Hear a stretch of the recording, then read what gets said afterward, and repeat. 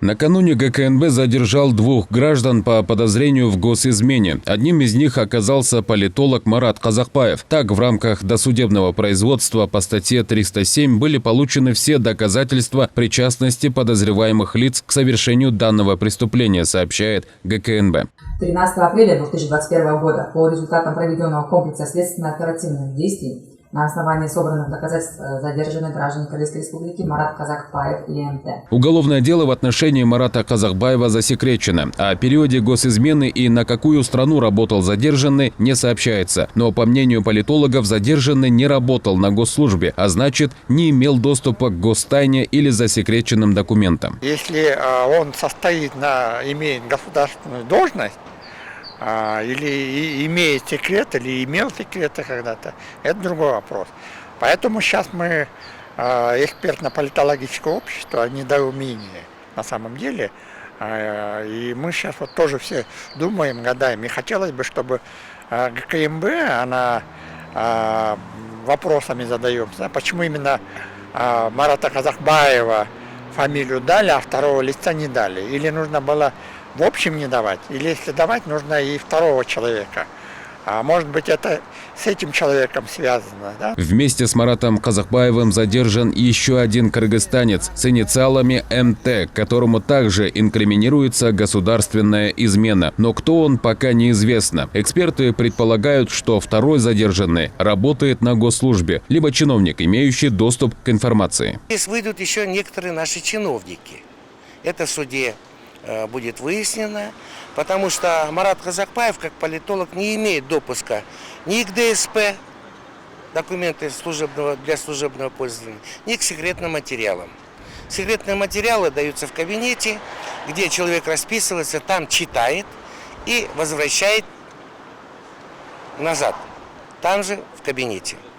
Для ДСП они даются и на неделю и так далее, и так далее.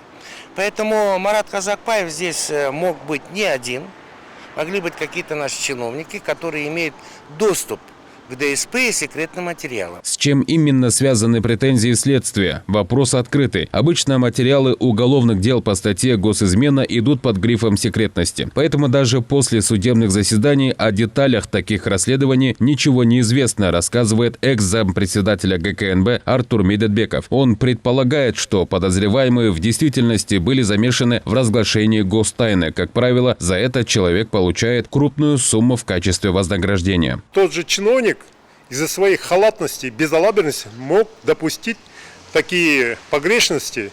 И определенные люди могли воспользоваться, получая постоянно или один, или несколько раз сведения, составляющие государственную тайну. Любое государство, любая семья имеет свою тайну.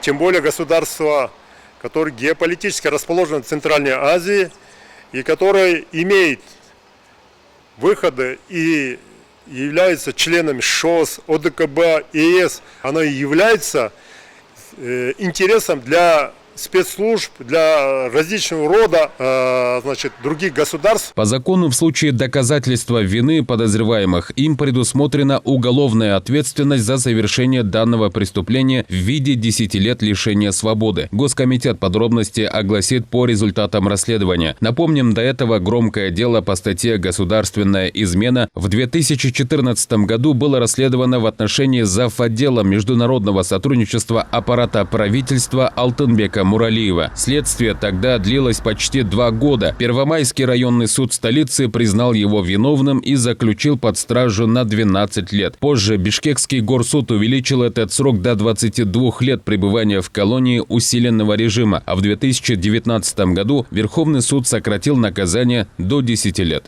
Мирлан Маматалиев, Элиза Балбакова, Нурболсун Тургоналиев, Нью ТВ.